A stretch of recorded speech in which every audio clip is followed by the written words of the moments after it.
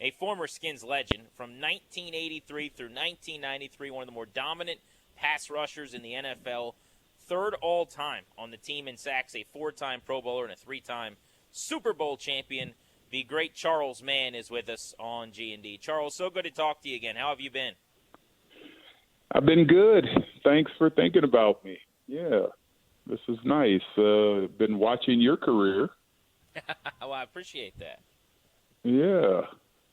Remember when you were like you. 9 years old and we had you on our show and you were just spitting stats and crazy. It was wonderful. That's right. You were good to me. In fact, I went to training camp that first year with Channel 9, and you were out there with Channel 9, and I think there were like several hits at 5 o'clock where I would sit next to you, and you would break it down for real, and then they would let me say something crazy. It was a good time. Yeah. That's a long time ago, man. We've gotten older. Yes, we have. 21 years have gone by. So there's a lot to Wow. cover with you. I guess let's start first with the time now here in Washington that the name is actually changing. I mean, this is something I'm sure you've thought about, you've talked about for years and years and years. When you heard the news that it was official, that it would be retired, what did you think? What emotions came to mind? You know, I wasn't emotional at all. You know, the team is still the team. A name doesn't really mean that much. So I was happy that it was happening. I couldn't believe it. I waited to the next news cycle the next day to just confirm that it was definitely true because, Snyder has been very adamant that he would not change the name. But, when you start messing with people's pocketbooks, things can change. So I'm grateful, though. I think it's a good thing. I think, where we are in the world regarding race relationships and everything, I think it was been an injustice all these years for the Native Americans. And so I'm happy for change. Charles, for somebody my age, and I'm 40, my greatest memories are of you and your teammates achieving amazing things with that name. So I totally understand the perspective. I get where we are. I get why it's happening. I'm a rational adult. I can figure that out. I just happen to have a little bit of nostalgia and a little bit of a sadness, knowing that it's almost like we're going to wash those memories away a little bit. Do you have any feeling like that? No. Why are we washing them away? We're going to always have those memories. Memories are memories, and they're great memories. But we've gotten to a new era of this franchise, and hopefully as we turn the corner, we can start winning again. That would be, I mean, I hate to have to look back 25 years to have any great memories. In the last 25 years, there haven't been a lot of good memories. And so you'll always have that. We can always look back on that. We're always going to be those teams that won those Super Bowls. When I walk into Redskins Park, I see those 3 trophies sitting in the case, and, they're not going to be removed. So, it's just a name. It's still the same Washington franchise. Charles Mann, third all-time on the Redskins in sacks and one of their great players in their history defensively, joining us. And we're waiting to find out what the next name's going to be. And like the rest of you, I'm sure Charles, me, Danny, all very curious to see what comes out as far as the name.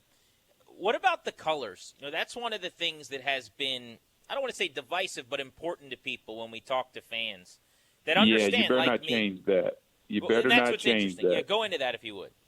Yeah, burgundy and gold. I mean, that would be a travesty to change the color.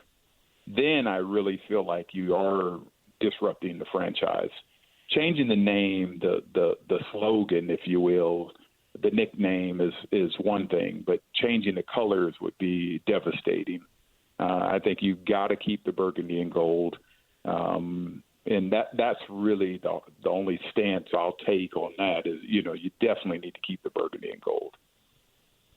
Charles, how do you feel just generally the organization has done over the last couple of decades of making sure prominent alumni like yourself still feel included, still feel welcome, still feel, part of the program? Well, I don't agree with that. And I don't really, I don't even know how to put it in words. I don't think it's something Dan Snyder's done. In fact, what's his name? The last president. Bruce Allen. Blank on his. Yeah, George Allen. Thank you. I was thinking about his daddy, but yeah. But George Allen came in and really tried to include us, but I think it just was done a different way. And I can say this because I played at another franchise. I played my final season with the San Francisco 49ers, and so all I can measure it against is how the 49ers treated me for that 1 year and how they still treat me, and then how I'm treated by the 11 years I spent with the Redskins. I'm just being honest. I feel way more at home in San Francisco with the 49ers. They invited us back to a reunion of the Super Bowl team in '95 last year, and I went and had a blast. It was a great time with the guys. My wife was telling me, "Why are you going? They're not going to remember you. You were only there 1 year." And I did not feel that at all. I felt included, welcome. We had suites for just us, the players. I didn't sign any autographs. It was all about the guys and being together with one another. And then they had us come on the field at halftime and, acknowledged us. And, it was really nice. And I haven't had that same warm and fuzzy in Washington. Hey, I live 5 minutes from Redskin Park. I go by there every day. I don't ever stop. I know people in there. I'm happy to see Donnie Warren get in there. Doug Williams lives right down the street from me, who works there. But I don't feel the warm and fuzzy. And again, I'm not blaming Dan Snyder. I don't know how to blame it or what to blame it on. But I don't feel as welcome as you just said. Wow, that surprises me. When Danny asked the question, here's what I was thinking, Charles, was because Bruce's one thing that I thought he did really well, and you speak to this. I'm an outsider. Yeah, Bruce Allen, not George. I'm sorry, Bruce. No, yes. but you know who you're talking about. But I've always given him credit for that. That he could put together a good picnic. He could call up the players and have a golf tournament, and they did that. They started doing a homecoming event, an alumni event at games every. I went to one of those and was a little disappointed. Really? Would you? Do you want to go into that? I don't want to make you uncomfortable, but I guess here's my point, Charles. You're I've not always making given me him credit for uncomfortable. that. It just Well, first of all, if you want to go to a game, you can go to a game as a former player. You've got to reach out to the organization on the Wednesday before that Sunday game, and they'll provide 2 tickets for you. But those 2 tickets are sitting in a suite with their suite owners. So now I get 2 free tickets, but I got to go sit with guys I don't know, and you could say, hey, well, you can get to know them. They could do business with you. They might. But how about I just want to go to the game and enjoy the game and just watch the game? So I'd rather pay my own money and sit, and enjoy the game instead of having to entertain suite holders. So to me, that cancels that free ticket thing out, to me. I got you, because now you're on. You're Charles Mann. Right. You're taking right. pictures. You need to be active, yeah. Well, the change it up and show you how a different organization does it. If you want to go to a game, you let them know. You get to go to that game, and you're sitting in a suite with nothing but former and current players. The injured ones that might not be playing might be sitting up there as well. But you're sitting so you're in a controlled environment with your peers. And, I don't have to play Charles Mann, the former athlete. I can just sit there and hang out and with my boys and enjoy the game. As far as the alumni coming back, I went to alumni event. I think I've been to 2 of them since Bruce Allen started that when he came back. And I went to the thing, and then they had us separated because I was a part of the 70 greatest Redskins.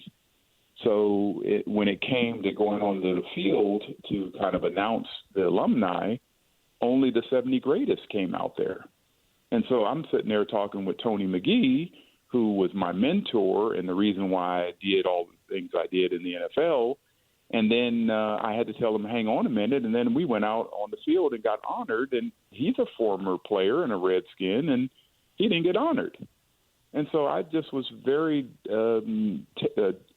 taken back by that and was disappointed because this should be an inclusive thing. And so, that's just a little bit. And I didn't get on here but you guys led me there, and I'm just being honest with you.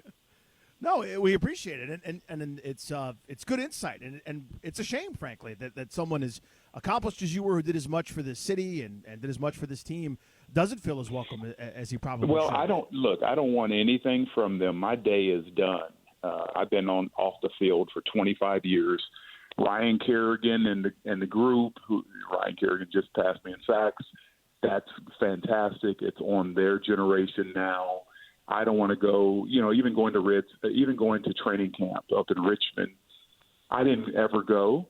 I did go to training camp when they had it in Maryland one year or a couple of years in Frostburg. And then I went one time when they had it at Redskins Park. And then all of a sudden we're drawing fans and they're wanting to talk to us because, we won.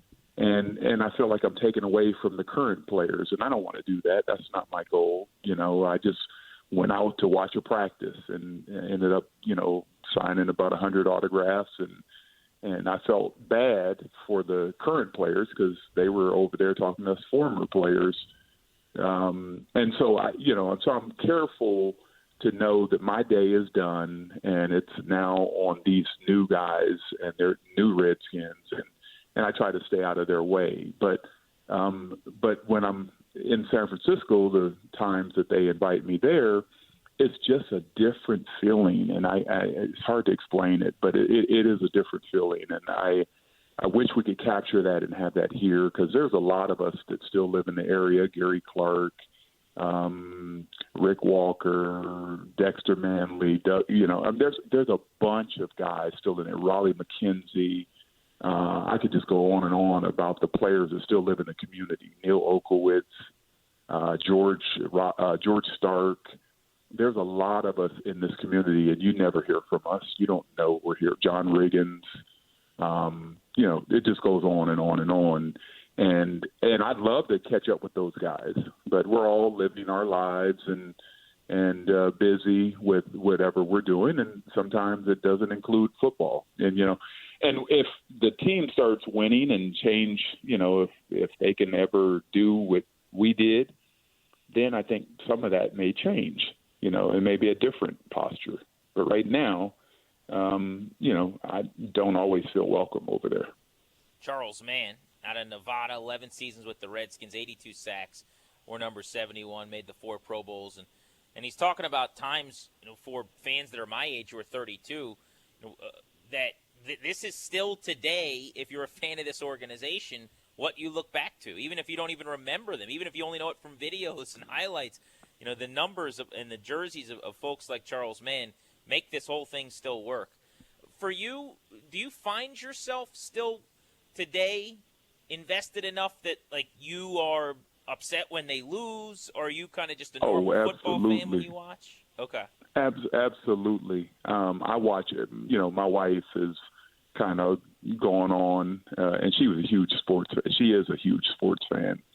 But she'll come downstairs and she'll say, "What are you doing?" and she'll see me watching the game, and she said, "Why are you watching? You're going to be all mad the rest of the day if they lose." So yes, I am invested. I may not catch every game, but if I didn't catch the complete game, I caught some of it. And if I didn't catch any of it, I've gone online to see what happened. I'm looking at replays. I'm hearing Doc Walker the next day. I'm getting my dose of it because, at the end of the day, I played 11 seasons here. People don't know this, but I've had over 20 surgeries. I'm getting ready to go in for another surgery.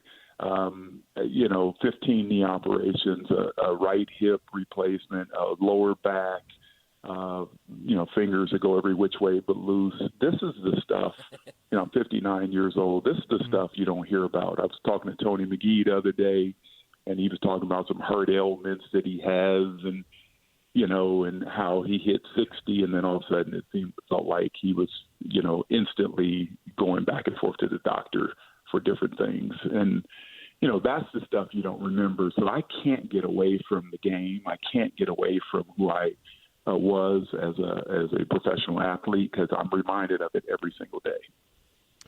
Charles, in your mind, is it related in the sense that they haven't won for a long time, nearing 30 years here since you guys were at the top of the mountain, and then some of the stuff that you're talking about where they haven't figured out how to be cohesive and welcome alumni back? Do you feel like that's related as to part of the organizational maybe failing over these last few decades? I haven't given it that kind of a thought, but I probably something to do with it a little bit, but I haven't given it that deep a thought to understand that. They got some great players that have come through this organization, and we've all watched them, and some great athletic plays out there, and but Joe Gibbs did it with 3 different quarterbacks. And we weren't the most athletic, and we weren't the greatest teams when we won Super Bowls. We just knew how to play together. And, that's one of the things. I'm going to take y'all a different place here for a second. One of the things that frustrates me as I have gotten older and I'm watching, I'm frustrated that more Redskins aren't in the Hall of Fame. We had some great teams. We won with 3 different quarterbacks, and because we played together as a group, because we didn't single ourselves out, maybe Dexter, maybe Riggo, but for the most part, we played as a unit. Now we don't get any of the individual accolades. I watched all my peers I went to the Pro Bowls with all the time. I watched all my peers that my salary was commensurate with their salary. Reggie White, Bruce Smith, Chris Dolman, Charles Haley, all of those guys. I watched them, Richard Dent. I watched all of them go into the Hall of Fame, and I haven't even gotten mentioned. I'm getting nominated. Now I'm in the old man's pool. But my point is, it's not just me. You look at Brian Mitchell. You look at Gary Clark. Those guys. You look at Joe Jacoby, who got to the doorstep and never has not made it in yet. That's disappointing to me. And, maybe if this team were winning more, maybe if this team was welcoming those kind of guys back and we were seeing more, we go on with our lives, and maybe, I need to dance with the stars, or maybe I need to shoot my wife, or, beat somebody up or something. But, we just are blue collar guys that got it done then. And because the way we did it, it leaves us in the shadows, as we go on with our lives. Charles Mann on Grant and Danny. Well, wow, what a conversation, and it was important to get you on.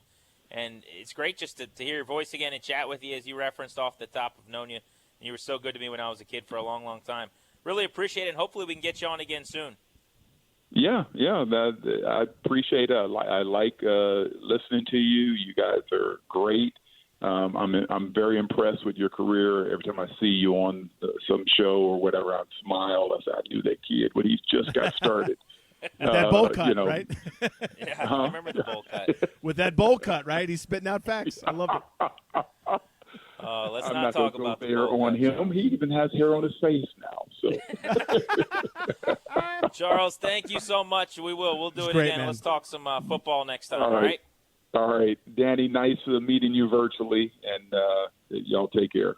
You as All well, right, Charles. be well. Thank you. There's Charles, man. That was wow. That was incredible. Wow. Didn't know that was going there, but let's react to that next. Always very candid and good to have him on the show. That's Charles Mann, one of the great pass rushers in team history, 3rd all-time in sacks. Kerrigan having just passed him. Only Dexter Manley higher on the list.